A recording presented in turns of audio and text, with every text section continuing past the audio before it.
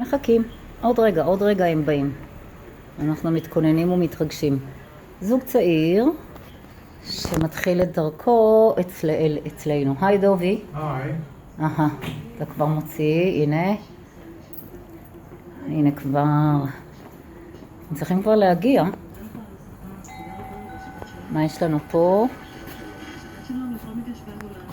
קנקן של תה, מים קרים, עוגיות, נשנושים.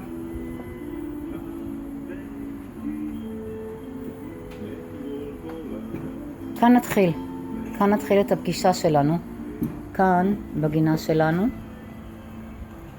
נספר להם מה הולך להיות, מה הם הולכים לעשות, ואז בגלריה נוכל לבחור את הדוגמאות של הטבעות. ואז מגיע הדבר האמיתי. נכון דובי? הסדנה. בואו נראה לכם את הסדנה.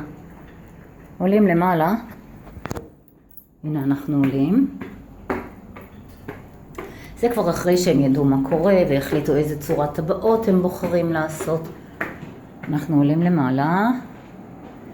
גם פה יש קצת כיבוד. שלא יהיו רעבים חס וחלילה. והנה הסדנה. הכל מחכה להם. הלוחות לניסור. הפטיש כן, נכון, דובי, עובדים עם פטיש. גם עם פטיש ומסוריות.